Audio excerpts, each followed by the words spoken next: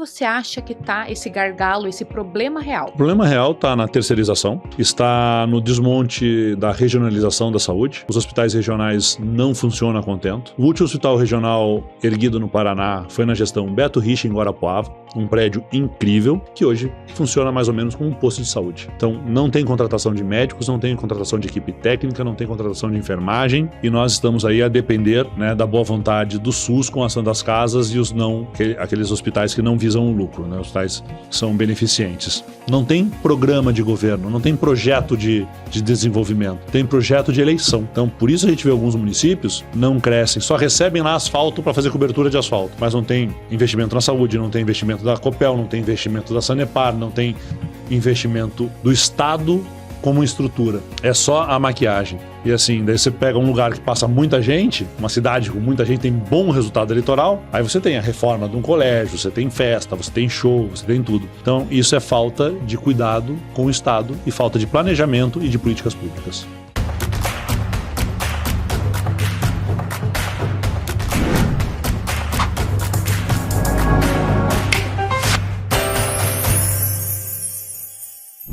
Olá, seja muito bem-vindo a mais um episódio do GovCast. Do jeito que a gente gosta, direto, leve e descomplicado. E o nosso convidado de hoje foi deputado federal por 3 vezes consecutivas e hoje ele ainda é deputado federal, mas ele colocou o seu nome à disposição e ele é pré-candidato ao governo do estado. Seja muito bem-vindo, Requião Filho. Obrigado por me receber aqui. É um prazer estar conversando com vocês e trazendo um pouquinho dessa ideia, desse sonho que eu tenho para o Paraná. E para começar, a gente vai entregar aqui um presente feito com muito carinho para você.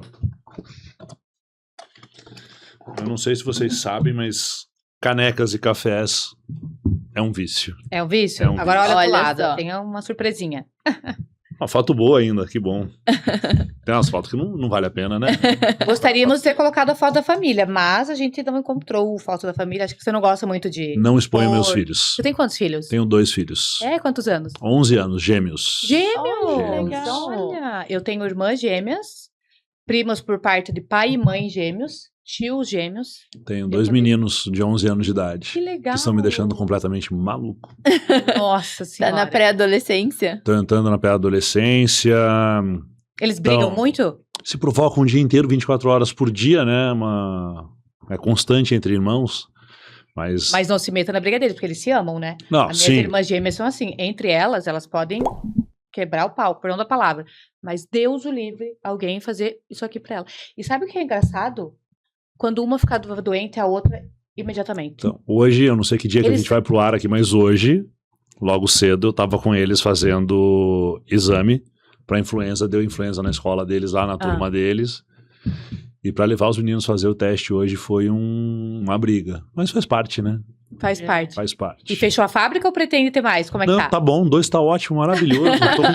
Tô com 46 anos, não dá pra... 46? Tá bom, 46. É. Não parece, ainda Não, mais na vou política. te falar uma coisa. Eu jurava que tinha uns 35. Não, 46 anos já.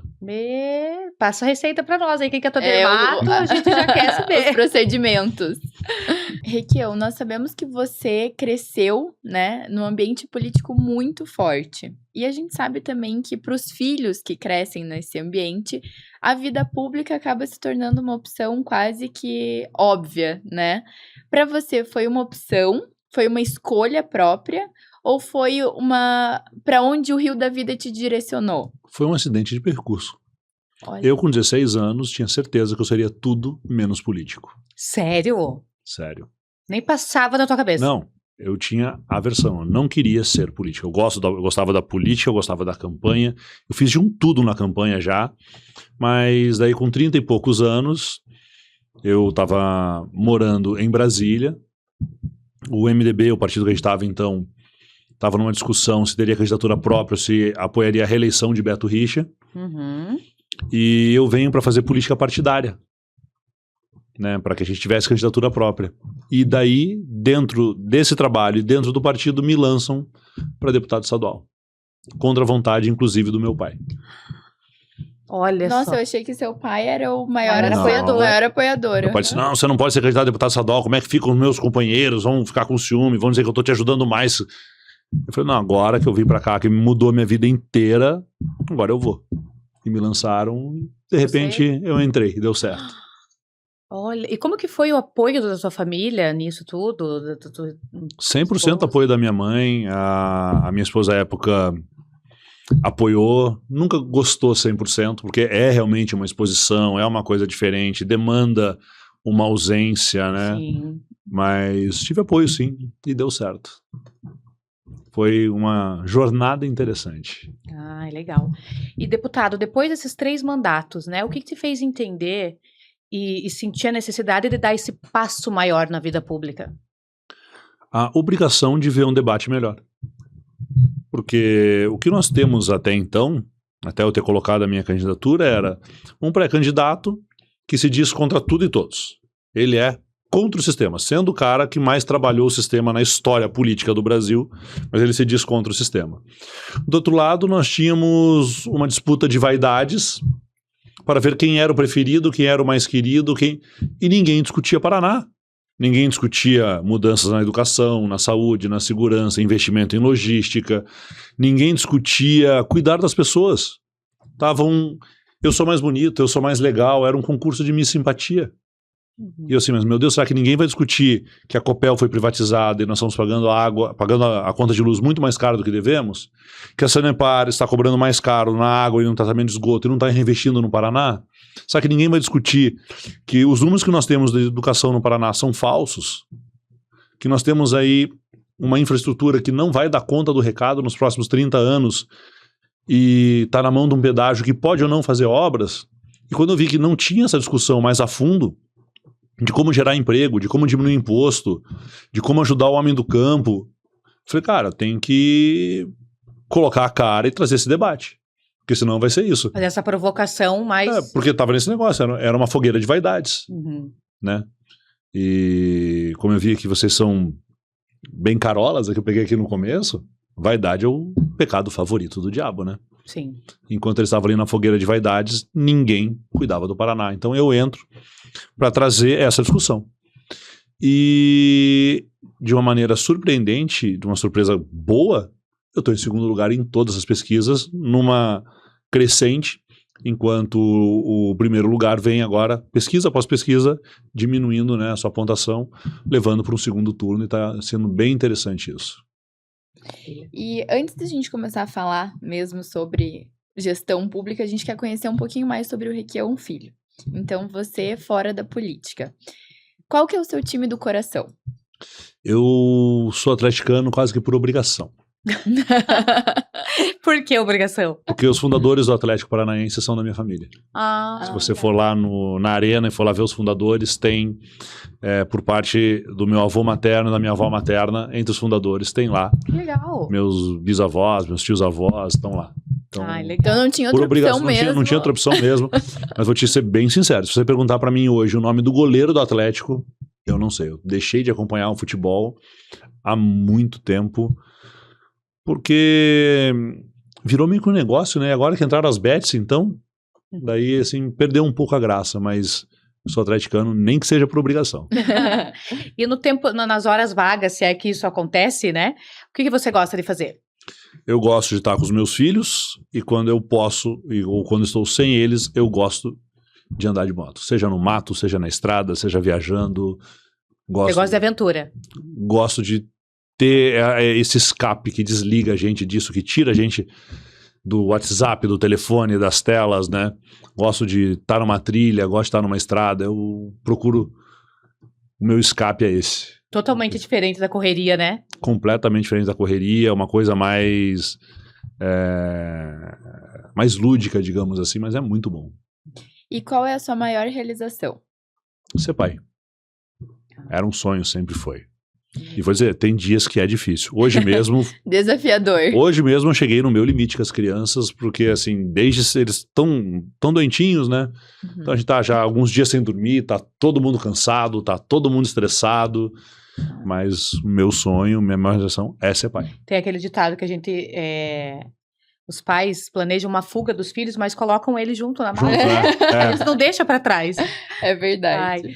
E vamos falar de culinária. Você gosta mais de jantar elaborado ou você mais do churrascão? Olha, acho que os dois têm o seu valor, né? Churrascão no sábado, no domingo, o churrasco é maravilhoso. Mas um bom risoto, uma boa lasanha, Risoto fungo. um camarãozinho. Nossa, me deu fome agora, falando de risoto e lasanha. E tem ainda a parte trash da coisa, porque eu adoro hambúrguer e pizza. Então, também gosto. eu gosto de comer. Sendo comida, tá bom. Você deve ter o ascendente ou a lua em touro, touro, viu? Porque isso é bem taurino. E uma música que você ouve no carro? Rock. Rock. Mas aquele Qual tipo rock de rock? pauleira? Rock pesado. Sério? Um rockzinho clássico dos anos 90 ali, um rock pesado dos anos 70. Qual? Fala aí alguma. Do AC/DC ao Metallica, chegando até o Imagine Dragons de hoje, mas Mas bastante você é aquele country. que vai em shows também, assim, tendo oportunidade? Não, eu gosto de escutar no meu tempo, do meu jeito, no meu volume. Na Escuto tua bastante. bolha ali. Na minha bolha ali, exatamente. Quem é Deus pra você? É uma força que o homem utiliza muito mal.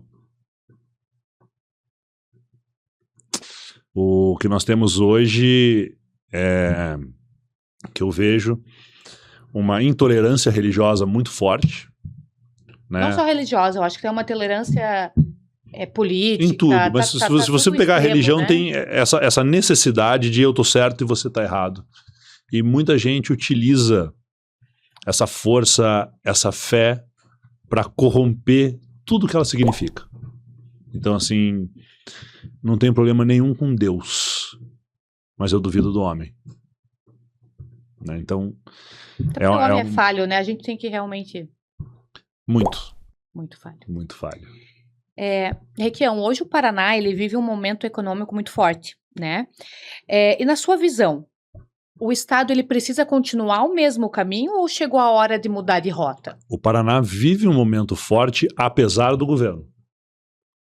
Nós temos um povo trabalhador, nós temos um agro forte, nós tivemos sorte com o câmbio e com o mercado internacional, com a geopolítica disso tudo, mas nós temos um governador que aumentou impostos, porque ele fala que baixou o IPVA, mas aumentou por 2 vezes o ICMS, ICMS, Imposto de Circulação de Mercadorias e Serviços. Tudo que você compra ou contrata, você paga ICMS, e o do Paraná é hoje o 2º ou 3º mais caro do Brasil. Então o governador fala que ele é contra impostos, mas ele aumentou o imposto que está em tudo. O governador vendeu a Copel, o serviço ficou ruim, ficou caro e a energia subiu. A Sanepar mudou o seu mote, o seu norte, o serviço está novamente pior, com uma qualidade pior e um preço maior. Isso acarreta que o Paraná é hoje o 2º estado do Brasil com custo de vida mais caro. Nós estamos fora da curva. Nós perdemos apenas para o Distrito Federal, que tem um PIB diferenciado por causa da sua criação e que é um lugar onde praticamente todo mundo é funcionário público muito bem pago, né, dentro da média brasileira. Então, o Paraná, ele tem um momento econômico forte, apesar do governo. E aí eu me pergunto, imagina se o governo fosse parceiro. Imagina se ao invés de estar dando benefícios fiscais apenas para financiadores de campanha, nós estivéssemos ajudando o pequeno e microempresário, que gera 7 em cada 10 empregos. Então, pensando nisso, eu já trago uma proposta de ICMS zero. Não é faixa de isenção como a que o Requião criou lá atrás. É ampliar esse programa para ICMS zero para pequenas e microempresas. Por quê? 7 em cada 10 empregos no Paraná são gerados por essas pequenas empresas. Apenas 2% da arrecadação do Estado, de ICMS, vem dessas empresas. Então a gente abre mão de 2% e garante 70% dos empregos ou mais, com melhores salários, com mais investimento, com o empresário crescendo. Quando eu vejo que nós vendemos a Copel e acabamos com um programa de irrigação noturna, por exemplo, ou do Luz para Todos, Luz no Campo, que colocava de graça numa pequena propriedade o ponto de luz e dava desconto de até 75% para o uso dessa eletricidade à noite no campo, nós estávamos incentivando o campo a crescer, a contratar mais, a investir mais. Hoje temos a energia mais cara, com falhas de distribuição e continuidade das linhas, que estão queimando equipamentos em indústria, queimando máquinas no campo, matando peixes, granjas, né? Então, veja, o Paraná, ele vai bem apesar do governo. Imagina se o governo estivesse investindo de verdade no povo paranaense. Mas você acredita que essa próxima, né, etapa, né, vamos dizer assim, né, mudando agora a gestão, deve-se continuar com com essa massa de crescimento ou pode também continuar e tomar um rumo diferente? Nós temos que mudar o rumo para ampliar o crescimento.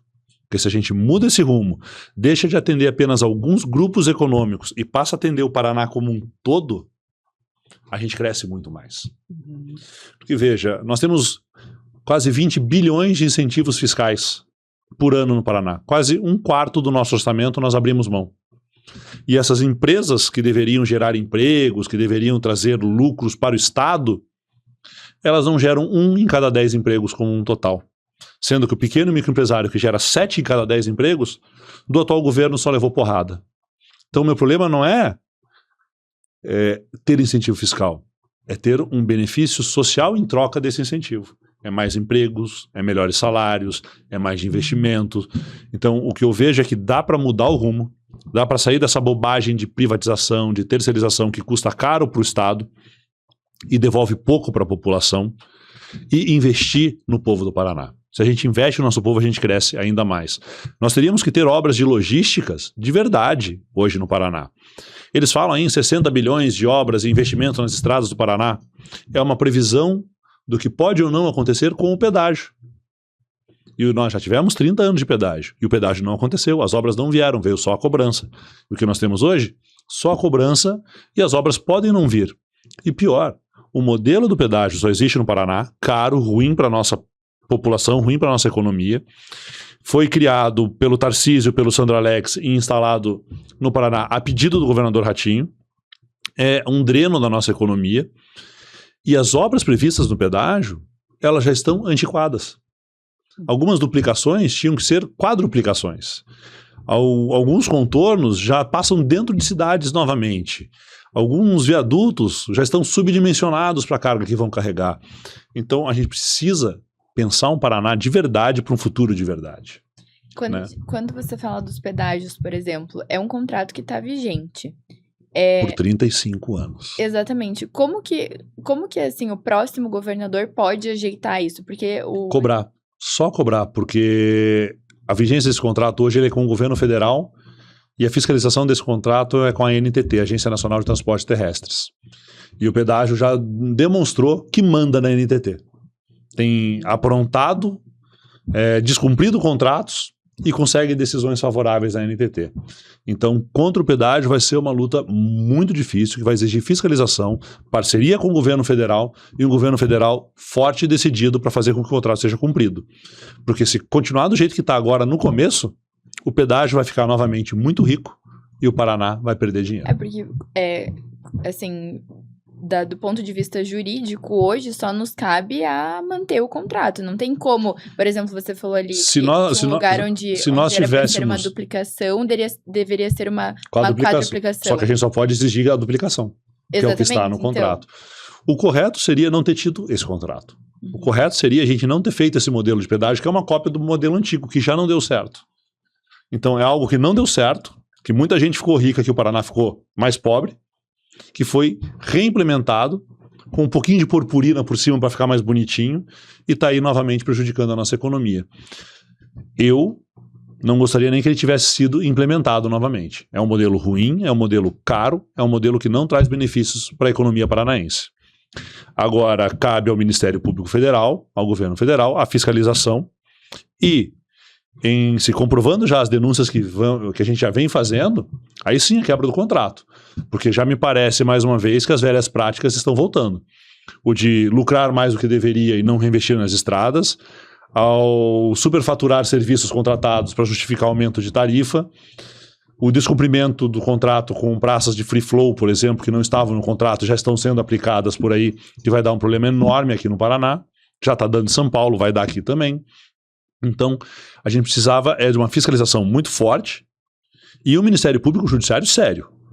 Porque o Ministério Público Judiciário aqui do Paraná sempre deram um ganho de causa, juridicamente, para o pedágio. Em vez de fiscalizar e cobrar, diziam que estava tudo certo.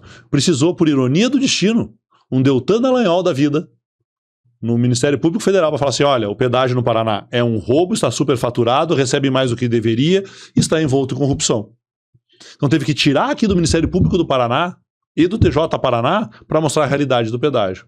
Então a gente tem esse sonho de que as denúncias que via Ministério Público Federal e TRF sejam apuradas, investigadas, e caso o pedágio continue fazendo as mesmas coisas, o contrato seja então encerrado por corrupção, descumprimento e outras coisas. Mas sonhar que a gente consegue acabar com o pedágio na justiça, no judiciário brasileiro, onde às vezes para citar uma empresa leva-se 2, 3 anos, assim, é um sonho que seria infantil da minha parte, mas vai ser uma briga boa com o pedágio.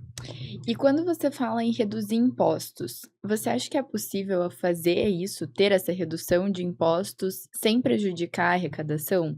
Sem prejudicar possível. áreas como educação, É saúde, segurança? mais do que possível. Por quê? Porque, veja, nós abrimos mão de 20 bilhões para algumas poucas empresas, tá? Isso dá quase um quarto, de 20% a 25% da arrecadação do Estado.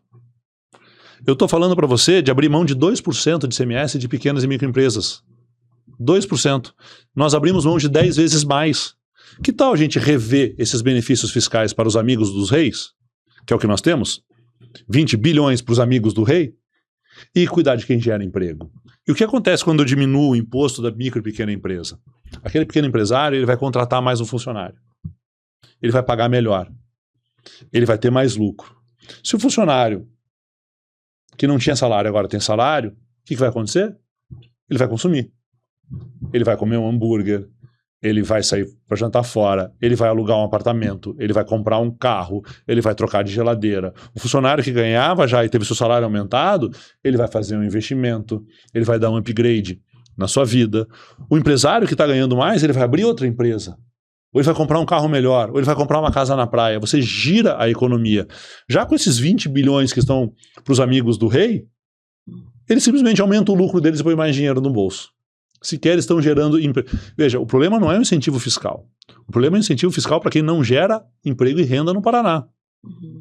Então, os incentivos fiscais num governo Requião Filho seriam todos imediatamente revistos. A gente tem posto de gasolina que tem incentivo fiscal para não pagar ICMS dentro da rúbrica de que eles são produtores de palmito. E eu já denunciei isso. Então tem algum grande esquema de benefícios fiscais dentro desses 20 bilhões aí.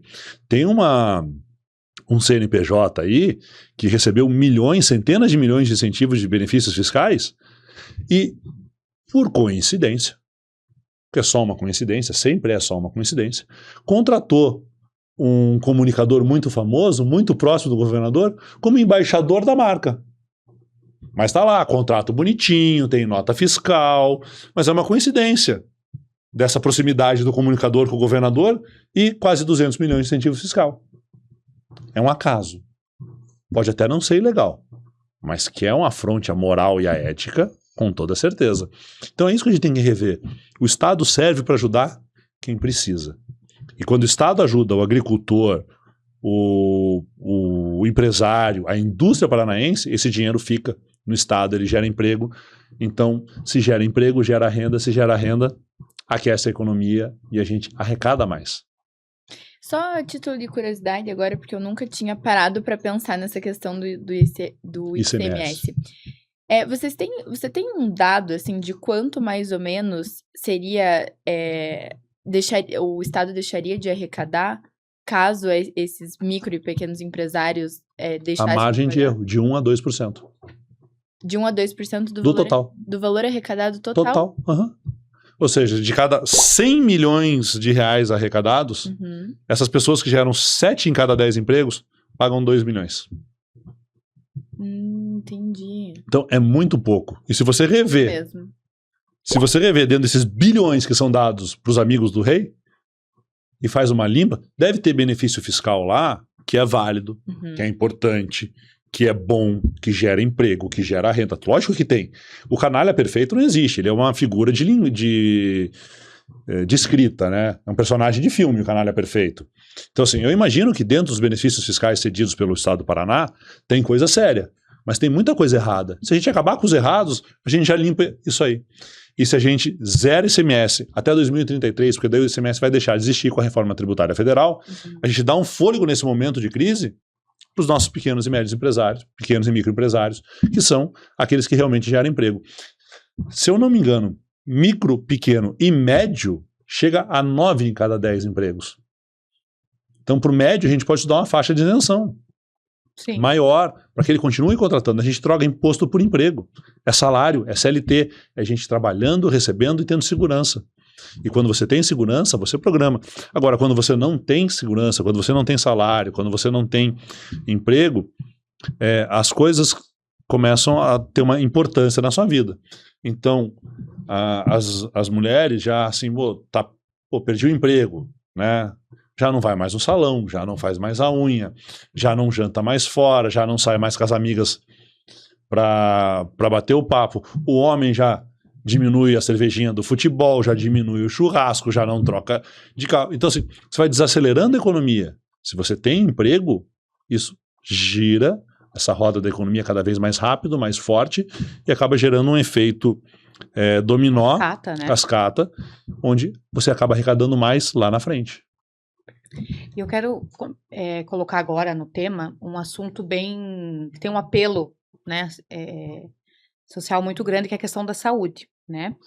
E a gente vê hoje que o Paraná ele aparece bem nos rankings da saúde, mas a população ela continua reclamando de fila e demora por especialistas, né? Mas como é que a gente aparece bem? Hã? Como é que a gente pode aparecer bem? Isso que eu queria te perguntar, né? Onde você acha que está esse gargalo, esse problema real? O problema real está na terceirização, está no desmonte da regionalização da saúde. Os hospitais regionais não funcionam a contento.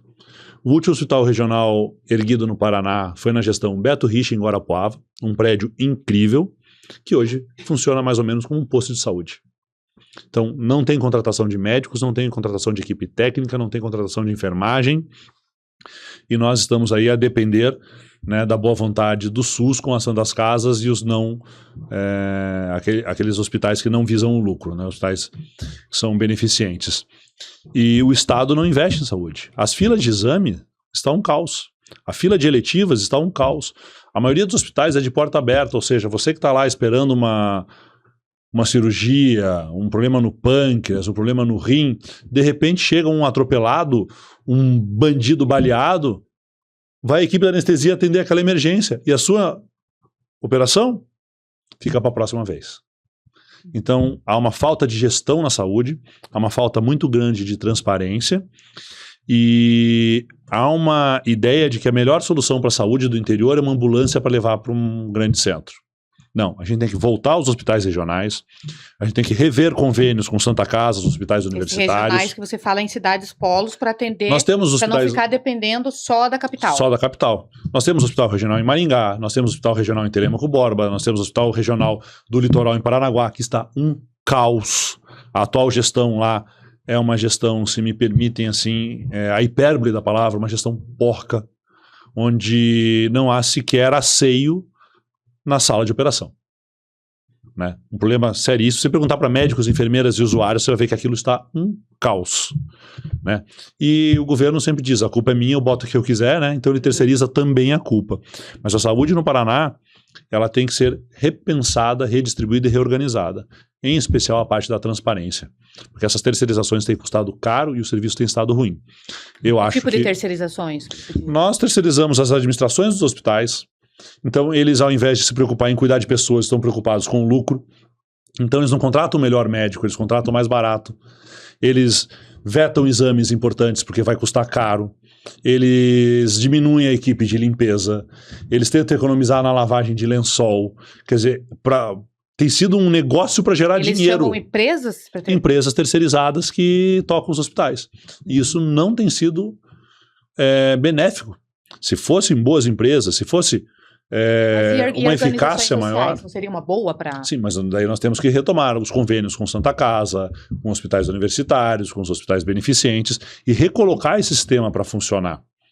Né? Hoje, se você está doente, você é arrancado do seio da sua família e mandado para um polo. Né? E no momento que você está doente, você tem que estar perto da sua família. Concordo. Então a gente precisa rever isso aí de uma maneira a voltar a cuidar de pessoas. Saúde é cuidar de gente. E hoje nós temos um governo que cuida de dinheiro. Né? Então, essa é a grande diferença entre o Requião Filho e o lado de lá. Eu me preocupo com pessoas. Eu me preocupo em cuidar de gente. Você falou, você passou por uma UTI neonatal. Eu passei por uma UTI neonatal. ali no Nossa Senhora das Graças, que atende também SUS. Mas eu vou te falar, naquela época, se eu fosse depender do SUS, eu não estaria aqui para entrevistá-lo, porque meu pai estava desempregado, e a doutora Mirta Centurion, que é uma obstetra que não é nem brasileira, infelizmente, depois de adulta eu fui procurar por ela, mas ela já não está mais aqui, já virou um anjo, inclusive um anjo que me guia, custeou toda a cesariana da minha mãe, porque ela já tinha feito outros partos, porque se eu fosse pro SUS, a minha mãe não teria todo o atendimento que ela teve, e eu não estaria aqui. Mas hoje, sendo bem sincera, mas infelizmente, hoje triste falar isso, né? mas hoje sem SUS, 70% da população não estaria aqui. Com certeza. Então o SUS, ele tem problemas de gestão? Tem. Ele tem defasagens de preço? O SUS, ele é ideal. Só que eu acho que pelo tanto de imposto que a gente contribui, porque assim, se a gente pegar a notinha do mercado, lá na ponta, né? 30%, 40% vai para imposto. Eu acho que a gente teria que ter um atendimento muito melhor. Imagine se seu imposto estivesse sendo aplicado 100% no SUS, era uma coisa. Mas da parte que vai para a saúde, quando é terceirizado, você tem que garantir o lucro, você tem que garantir a contratação, então já não é mais... A terceirização, ela custa mais cara. A terceirização, ela muda na rúbrica do orçamento, baixei o gasto com folha dos funcionários. Né? Gastávamos aqui 50% com folha, agora gastamos 40%. Economizei para o Estado. Aí você vai ver o que aumentou de custeio, aumentou 30%. Então o cara economizou na folha, redondo, 100 milhões e no custeio aumentou 300. Só que na propaganda, na hora de trazer para o povo, fica bonito. Não pago Marajá. Não, você está pagando outro tipo de Marajá. O que suga o dinheiro público e mata a gente lá na ponta. Porque a ideia do SUS é sensacional, fantástica, mas eu acho que a gente deveria... O que nós temos no SUS é problema de gestão. Sim. E daí sim, é um problema de organização, de transparência, de eficácia, mas não tem como ser contra o SUS, tem que ser a favor de um SUS melhor. Não, jamais. De um SUS melhor, até porque muita gente não tem, infelizmente, não tem plano. Olha quanto custa um plano de saúde hoje. Infelizmente, muitos procuram um plano de saúde particular pela insegurança. E se eu precisar do SUS e não tiver? E se? Então, quando a gente tem filho, né? Você mesmo tem seus filhos, né? Levou ao médico hoje. E se? Eu pago o plano de saúde para meus filhos, para mim. Porque eu, sinceramente, eu tenho uma insegurança com o SUS, porque... E se? Sim, mas veja, eu paguei hoje para fazer um exame R$300. Como é que uma mãe que ganha R$1.800 por mês não consegue pode chegar lá e pagar R$300 para 2 filhos? Sim. Eu, graças a Deus, tive essa condição. Sim.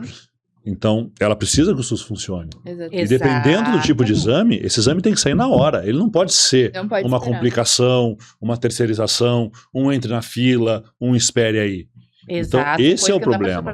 Né? Então, a saúde pública, ela é muito séria, porque as pessoas só procuram saúde pública no desespero. Sim. Ninguém vai acordar às 4 horas da manhã com uma criança doente no colo porque não tinha o que fazer. Sim. Foi procurar o SUS expor o filho a um risco maior. Era a única opção que ela tem. É aquele momento mais frágil da pessoa. Como é que o Estado vira as costas para essa gente? Aí você acha que a solução, então, seria contratar mais médicos? A solução é contratar mais médicos, é melhorar os convênios com universidades, usar recursos, usar bem melhor os recursos, reestabelecer essa parceria, porque o SUS, ele é tripartidário, né? Ele é governo federal, governo estadual e governo municipal. Então, reacertar isso aí, fazer uma campanha de conscientização das pessoas, porque muitas vezes você vê o cara que sofreu um acidente e parar no postinho de saúde, e o cara que está com dor de cabeça e parar no hospital. Você cria um problema de gestão do sistema enorme. A gente até comentou isso numa falta de conhecimento. Então, a pessoa não sabe aonde que ela tem que ir, vai. Numa UPA, numa UBS. Então, isso a gente precisa de campanhas de conscientização, então. E sim, precisa se investir mais e o SUS precisa ser bem mais transparente do que ele é hoje. Mas o SUS é um programa que causa inveja em vários outros países desenvolvidos do mundo. A gente só precisa levar ele a sério. E assim, a gente queria conversar com você também sobre um tema que está causando um rebuliço nas redes sociais e também uma preocupação muito grande nas famílias, que é quando a gente fala sobre as APAES. Então, hoje existe uma discussão muito grande dentro do judiciário brasileiro para interromper, para extinguir as APAES e interromper a destinação que o Estado dá de recurso para manter as APAES. Você acredita que a educação, a educação para crianças especiais, ela deveria continuar sendo através das APAES? Ou você acredita que realmente essas crianças precisam de uma inclusão maior e entrar no sistema comum de educação? Eu sou a favor da inclusão, tá? Eu acho que as crianças, muitas vezes nós deixamos de incluir crianças que poderiam ter um desenvolvimento adequado e melhor por falta de conhecimento e por falta de tutores nas escolas públicas e privadas. Aí a gente tira essa criança e coloca ela numa APAE. A APAE está trabalhando com certo terrorismo de querer encerrar as APAES. Isso eu acho que não conheço ninguém que queira encerrar as APAES. Inclusive as APAES aqui no Paraná, elas têm professores da rede pública trabalhando, que foi uma iniciativa do governo Requião, do meu pai. Para ajudar as APAES, nós colocamos professores da rede pública a custo zero. Então não existe essa narrativa de que vai acabar as APAES. Não, é até bom para a gente disseminar a informação. Eu acho isso um certo terrorismo por parte de algumas pessoas mal intencionadas de criar um pânico. As APAES, elas são necessárias. E elas atendem, um trabalho fantástico. E elas atendem a uma parcela dessas crianças especiais, neurodivergentes, que o Estado não daria conta de atender. Então elas são necessárias. Também, né? O problema que nós temos, por muitas vezes, é um embate entre mães, Ministério Público, APAES e professores, de aonde aquela criança pode se desenvolver melhor. Então, o nosso problema não é com a APAE, não é com o colégio, é com o entendimento coletivo de onde aquele neurodivergente pode se desenvolver melhor. Qual é o grau de autismo, qual é o espectro que ele se encontra, qual é o tipo de neurodivergência que ele tem. Porque por muitas vezes você poderia ter uma criança que está numa escola e deveria estar numa APAE e uma criança numa APAE que deveria estar numa escola. Por quê? Porque algum promotor resolveu comprar uma briga ou judicializar, ou porque uma mãe não conseguiu entender, ou porque o sistema falhou. Então a gente precisa trabalhar esse sistema de inclusão. Uma decisão médica? Porque assim... Aí que tá. Existem graus, né? Não, mas é que... Assim, o médico, por exemplo, não, por a gente isso, pensa... Porque tem tinha que ser uma decisão de um neurocientista, de um neuro com avaliados como psiquiatras, psicólogos e pessoas especializadas. Para testar essa capacidade, né? Mas aí você vê, por muitas vezes, que nós não temos essa estrutura, nós não temos essa informação. Então nós temos a boa vontade por parte de pais, de professores, só que a gente não tem um padrão. O nosso problema é esse, a gente deveria estabelecer então um padrão para quem pode ser incluído, para quem não pode ser incluído, para quem precisa de tutor, para quem não precisa de tutor, para quem deveria estar numa APAE, para quem não deveria estar numa APAE. O nosso problema então é a falta de um padrão médico, né, bem estabelecido, bem transparente, para que todo mundo entendesse o que está acontecendo. Mas as APAES são necessárias e a parceria das APAES com o Estado, no governo Requião, será mantida com toda certeza. Show. Maravilha. E agora vamos falar sobre educação, né? A gente tem visto aí o modelo cívico-militar, que ele tem sido muito elogiado pelos pais, familiares, né? Na sua visão, quais pontos esse modelo ainda não consegue resolver na educação? Você acha que é um modelo que dá para aprimorar? Qual que é a tua opinião sobre a escola cívico-militar? A escola cívico-militar é propaganda. Ela nada mais é do que uma grande propaganda midiática para agradar uma fatia que acha que a hierarquia imposta pela escola vai resolver a falta de pulso dos pais em casa. Mas a gente vê relatos de pais, deputado, afirmando, não só vários, a gente até fez olhou bem nas redes sociais para a gente trazer esse tema com base na quem está na vivência, né, dos pais, de melhora do comportamento do filho em casa depois da escola cívico-militar. Eu acho que é um grande placebo, se você me permite colocar dessa maneira. Porque se a gente pegar os números do Enem, as melhores notas do Enem no Paraná não são de escolas cívico-militares, são de escolas normais. Se a gente pegar o número de denúncias de assédio moral, assédio sexual e violência, nas escolas cívico-militares ele é maior do que nas escolas normais. O problema... A gente consegue pegar esses dados, esses números, evidenciar, porque a gente não... Abertamente, se você souber procurar na internet, tá lá. Qual é o problema da cívico-militar? O policial dentro da escola, para mim, não é um problema. O policial participando da comunidade escolar, para mim, é uma solução. Mas no momento que você abre a pedagogia para uma pessoa que não tem esse treinamento, esse preparo, não dá certo. Você não pode julgar um peixe pela sua capacidade de subir em uma árvore. Peixe nada, não escala. Polícia militar é treinado para confronto com bandido, para controle de multidão, não para gestão de um recreio escolar com adolescentes. Você cria uma receita para o embate. Eu tenho 2 meninos de 11 anos. E eu sou culpado inúmeras vezes disso. Quando eu bato de frente, eu tenho uma resistência muito maior. E o policial na escola bate de frente com o adolescente. Quer discutir o corte de cabelo, se a menina pode ou não pintar o cabelo, se ela pode ou não usar unha comprida. O que isso infere e interfere na parte pedagógica? O cabelo pintado de azul, de amarelo, de verde ou de roxo vai ensinar melhor ciência, matemática, português? Não.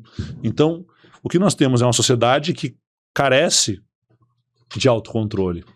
E os pais terceirizam essa educação para uma escola. E na maioria das vezes, os policiais escolhidos, eles não são policiais escolhidos com um preparo pedagógico, com um treinamento correto. São indicações políticas. Então veja, o policial dentro da escola não é um problema. Mas aí você faz uma indicação política de um policial que não teria condições de estar lá, você acaba, como aconteceu lá em Toledo, com um policial botando a arma na cara de uma senhora de 60 anos no portão da escola, na frente dos alunos. Não são todos os policiais. Podemos ter bons resultados? Podemos. Podemos ter bons diretores militares numa escola? Podemos. Podemos ter militares que são bons professores? Podemos. Eles são a exceção à regra. Assim como poderíamos ter boas professoras e bons professores que seriam bons policiais. Mas eles são professores, não policiais.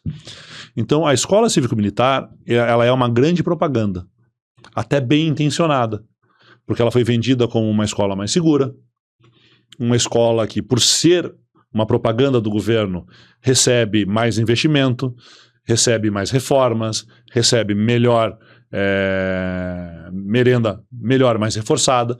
Por quê? Porque há a vontade do governo de investir mais nessas 300 e poucas escolas do que nas outras 2.700. Então, assim, é um programa que foi criado, um conceito criado de propaganda, não um conceito pedagógico. Mas você Tanto que acha as notas do Enem mostram, as escolas normais têm melhores notas. E lembrando que as escolas cívico-militares foram escolhidas entre as melhores escolas com as melhores notas de IDEB, nos melhores pontos de cada uma das cidades. Então foram as melhores escolas que foram escolhidas. Não foi colocada na escola problema, foi colocada na escola solução. E mesmo assim nós tivemos problemas. Então, eu acho que uma escola da AVM, da Associação da Vila Militar, por exemplo, que tem policiais, professores, são escolas maravilhosas. A escola militar, o Colégio Militar aqui do Paraná, ali perto do Jockey, que foi reformado pelo governo Requião, e que o governo Requião cedeu professores públicos para aquele colégio, para que ele não fechasse, é um colégio exemplo. Mas é porque tem um modelo pedagógico, não é porque tem um modelo militar. Então, o problema da cívico-militar é que ela é uma boa ideia, bem vendida e mal executada. E aí Então você acha acredita que essa escolha você acha que deveria partir dos pais, sem intervenção do Estado? Os pais escolher o que é melhor para o seu filho? Por exemplo, tá no resultado para mim, na escola estadual, na escola cívico-militar. Eu acho que é um direito do pai de ter, mas assim, se você quiser uma escola cívico-militar, beleza. Mas aquele policial lá tinha que ter alguma formação em pedagogia. Ele tinha que ter uma formação em psicologia. Ele tinha que ter uma formação tato, né? em alguma coisa que tenha a ver com criança. Não um policial sem esse treinamento. Sim. Eu, por exemplo, eu seria um caos como professor. Eu não teria como dar conta de uma sala de 60 adolescentes.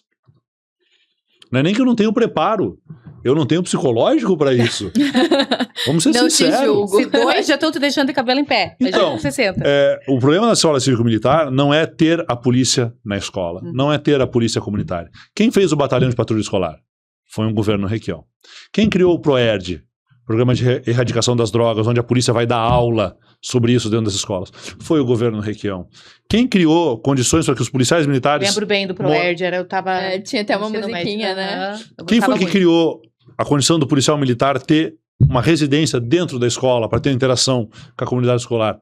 Foi o governo Requião. Quem criou o projeto Povo da Polícia Comunitária? Foi o governo Requião. Então, integração polícia-sociedade é ideal.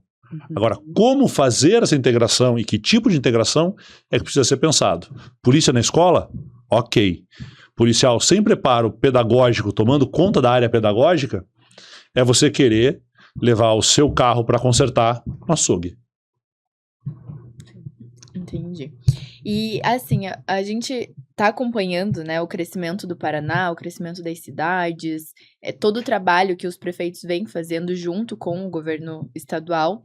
E a gente percebe que algumas cidades, elas estão se sentindo um pouco para trás em quesito de desenvolvimento. Porque elas têm, né, às vezes, a geolocalização.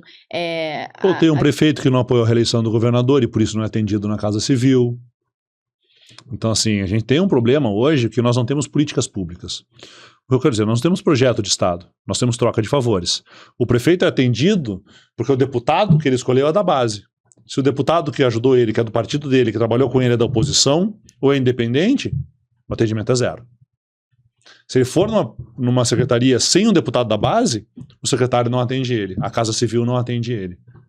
Então, assim, não é que aquela cidade recebe alguma coisa porque ela precisa daquilo. Não é que o Estado tem um programa de melhoria de escolas, de ecológico, de investimentos, de acordo com a necessidade da cidade. É de acordo com o interesse eleitoral do grupo. Então nós temos esse problema seríssimo no Paraná. E naqueles municípios em que a geolocalização ou que o desenvolvimento da cidade não se dá por exemplo... Pelo difícil acesso. Pelo difícil acesso, ou por assim, não estar bem localizada ali nessa questão de instalação de fábricas, de geração de emprego. É aí que entra o benefício fiscal. É aí que entra o Estado para quem precisa. Você pega uma fábrica e fala assim, eu quero não pagar imposto no Paraná. Você quer não pagar imposto no Paraná? Você tem que abrir a tua fábrica nesse município aqui. Porque daí, aí você está trocando imposto por emprego. Aí você vira e fala assim, olha, a gente tem que fazer infraestrutura, vamos começar com reforma de escola, vamos começar da onde? Da onde está melhor? Não, vamos começar da onde está pior. É de fora para dentro. Mas o governo hoje ele faz de acordo com o número de votos e resultado eleitoral. Não tem programa de governo, não tem projeto de desenvolvimento, tem projeto de eleição. Então, por isso a gente vê alguns municípios não crescem, só recebem lá asfalto para fazer cobertura de asfalto, mas não tem investimento na saúde, não tem investimento da Copel, não tem investimento da Sanepar, não tem investimento do Estado como estrutura. É só a maquiagem. E assim, daí você pega um lugar que passa muita gente, uma cidade com muita gente tem bom resultado eleitoral, aí você tem a reforma de um colégio, você tem festa, você tem show, você tem tudo. Então, isso é falta de cuidado com o Estado e falta de planejamento e de políticas públicas. Maravilha. E, Requião, hoje o Paraná ele é uma das maiores potências do agronegócio no Brasil, né? Agora, olhando para os próximos anos, qual que você acha que vai ser o maior desafio do agro, né, para continuar crescendo sem perder a competitividade? Conseguir escoar a sua safra, porque as nossas estradas não estão dando conta. Então nós temos um modal rodoviário, que é o principal. Nós temos um modal ferroviário que está abandonado e privatizado, que não atende a todos, nem às indústrias, nem ao agro. E nós temos um modal fluvial, que merece e pode ser implantado no Paraná, abrindo mais uma saída para a nossa produção, principalmente para o pessoal lá do Oeste. Então, são investimentos em bilhões de reais que nós estamos falando, mas que precisam ser feitos e só serão feitos pelo Estado. O pedágio não vai fazer, uma empresa privada não vai fazer. São investimentos de grande monta, onde o retorno do lucro é a longo prazo. E a área privada não faz investimento a longo prazo, faz a curto prazo. São investimentos de risco, segundo os analistas do mercado. Então são bilhões e bilhões de reais que precisam ser colocados em infraestrutura e logística para que o agro possa escoar e para que a gente possa ter indústrias que beneficiem o nosso produto aqui no Paraná. Isso precisa ser feito com urgência. Agora, ICMS caro, pedágio, água cara e luz cara afasta a indústria e prejudica o agro. Pedágio é custo logístico, gente. Aumenta o preço do frete, aumenta o preço de tudo. Então, consequentemente do produto no final, né? Então, assim, a gente precisa rever um pouco isso. E tem uma coisa importantíssima para o agro, que eu acho que a gente já começou a colocar a mão na cabeça e entender, que é o desenvolvimento sustentável. Se a gente não cuidar um pouquinho do meio ambiente, nós temos crise climática. Nós temos vendavais, nós temos furacões, nós temos seca, nós temos enchentes, nós temos frio, nós temos calor. Então, assim, o agro já entendeu a importância disso, desse desenvolvimento sustentável.